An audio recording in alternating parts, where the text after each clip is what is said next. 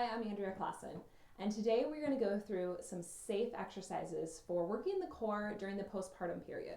So these are perfect exercises. I would wait at least 8 to 10 weeks postpartum before I would embark in any of these, and this is after you know that you have no diastasis recti, which is kind of that separation you might feel from that linea alba, that line up the middle. And there's different ways to test it. I'm not going to go into details, but usually it's a 2-finger gap test if maybe your doctor has tested you. Or you can even just YouTube ways to test because you'll find videos on how to do that. Now the other one that I want you to make sure you don't have is if you're kind of moving upwards and you have that doming shape, so it's kind of where the belly goes up and they're kind of coming to that cone, then I would avoid doing postpartum kind of any core work until that's kind of healed. So those are kind of the two preface, and if you have any questions, feel free to email me. This is something I'm super passionate about because I've seen it done wrong for so many years. And then after having my son a few years ago, I was really hyper aware of all these little things that go on in our female's body after giving birth. And so just paying attention to those. So these are some safe exercises to do. I'm not a fan of doing crunches. I didn't incorporate those until at least 9 months postpartum myself because my core was not properly healed and I could tell that. So that's some of the issues that we run into is when we try to come back too fast, that's when that doming shape comes up. And sometimes our bodies never fully recover because we push too fast during that postpartum period. So don't think of these as like quick exercises. They're not effective. These are effective because they're going to help heal the underlying factors that sometimes go into our core muscles. So great to do anytime, again, 8 to 10 weeks. You guys can do these up to a year. I mean, you can do these past a year postpartum. They're just great little exercises to activating that core again. So we're going to start lying on our backs. And we're going to start with some pelvic tilts. Now, when you do these, again, 2 to 3 sets.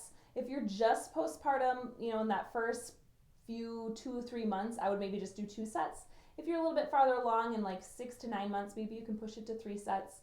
10 to 15 reps. So if you're going to do them with me today, I'm just going to do 2 sets, 10 reps. And you'll kind of know, your body will let you know yay or nay and how far and how long. It's just kind of about listening in and tuning in. So we're going to get started on our backs, and we're going to start with some pelvic tilts. So for this one, pelvic tilts are, you're going to have your upper back is now arched, so I can put my hand underneath my lower back. And on my exhale, I'm going to push my low back and tilt my pelvis, so now I cannot slide my hand underneath. So my pelvis is now pushing down that low back. I'm going to inhale, I'm going to lift up, and again, I can slide my hand underneath. Exhale, I'm going to push back. So again, I'm going to inhale and lift, and exhale, I'm pushing down. So really working on that pelvis tilt, rolling the pelvis forward, and then rolling it back. So one of these things that I have found in yoga is we sometimes lose this feeling of being able to rotate our pelvis. So when we have our pelvis tilted forwards, or if we're neutral, or if we're hyperextended behind us, that's something that sometimes we lose the feeling of. So this is a great exercise to just kind of become aware that, okay, here's our pelvis bowl, and we're working on getting control again. We're working on those little movements and working that low back, pelvic floor, and the core. This is our last one. All right. So our next one we're going to stay here, our toe dips. So if you're, again, newer postpartum, we're going to start with single legs. So our feet are going to be flat on the floor. We're going to go ahead and exhale, bringing our left leg up to 90 degrees. As I'm doing that, my low back is pushed down into the mat again. I'm going to exhale, I'm going to tap that down, and I'm going to bring it back up. So I'm just doing one leg, and I'm doing the same leg. I'm tapping, and I'm bringing back to 90 degrees. I'm just tapping the floor and bringing it to 90 degrees. I'm also trying to make sure I'm not rolling around in my pelvis. So I'm trying to keep my right side down as my left foot is touching the floor. So this is something that is actually quite challenging to make sure that everything is working and staying together. Yeah, one more on this side. Good. And then we'll go ahead and bring that left foot down. Right leg is coming up. So right leg is at 90, and we're just going to tap the floor and then bringing it back up. So you might be able to tell a difference between sides. Totally normal. Usually we have a dominant side. So for me, the other side is a little bit weaker than this side. And that is actually a postpartum thing. So my right side is not as strong as my left. So that is also these little things that you start to notice about your body is, okay, I'm going to have to do maybe a few extra on one side. So that's something that I always do is I know my right glute needs a little bit of extra work. And that's where I work on that, doing some different exercises to help that heal. And you got one more. All right, very good. So our next then is going to be a two-legged toe dip. So again, this I would do probably wait until your core is fully healed and you don't feel anything, any bridging. So for this one, our low back is pushed down, both legs are at 90. We're gonna tip and touch our toes and then bringing them back up. So this one is actually quite hard because I'm trying to keep that low back pushed down the entire time.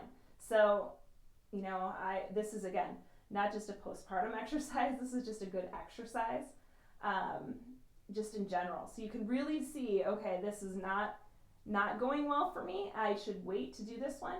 If you're doing like this, where see how I'm really arched, that means you're not quite ready for the two-legged. You really want to make sure that low back can stay down and you can feel the core really working to hold it down. Good, we got 3 more. 2, last one. Very good. All right, so our next move, we are going to do dead bugs. So we're going to be at 90 degrees again with those legs. Arms are going to be straight up over our just extended straight up in the air. So we're going to take our left leg, we're going to lengthen our left leg straight. As we're doing this, again, our low back, our pelvic tilt, we're pushing down into the mat. Left leg is straight, right arm is up overhead. Exhaling back to that dead bug position. Taking an inhale, exhale. Inhale, switching.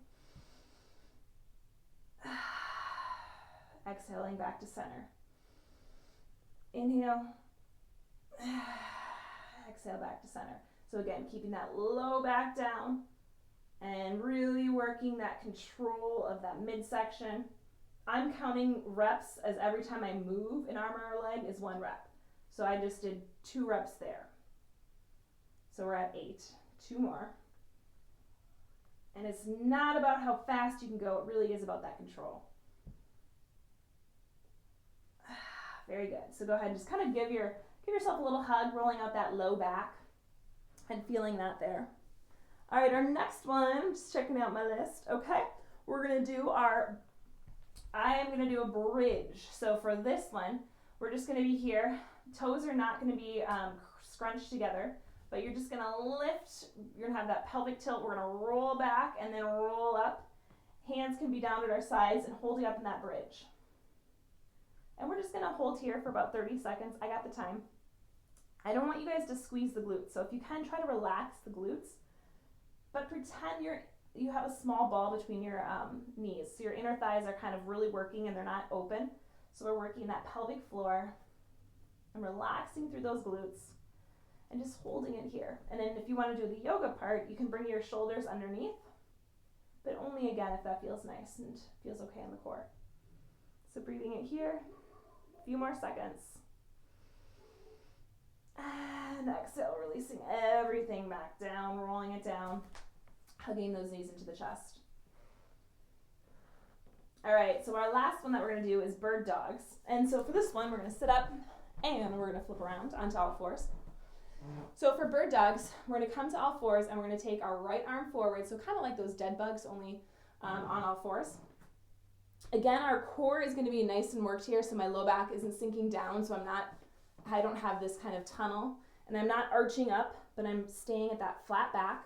My shoulders aren't sinking down or pushing up. They're nice and engaged.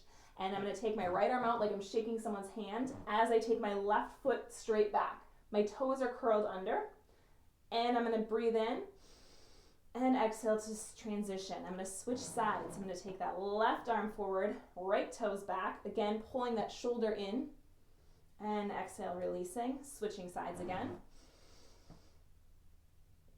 And exhale, releasing, switching again. And releasing. And do that a few more times. Again, trying to keep those hips as level as possible.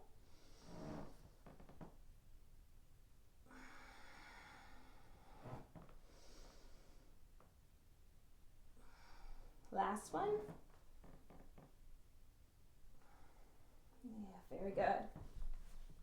All right, so that is a quick little postpartum exercise. You guys can go ahead and do those all again if you want for a second set, or if your core is feeling really quite good, just maybe we stop at that one. So you guys get to decide. It really is about tuning in and listening to your body and what feels good to you guys. All right, thank you guys so much.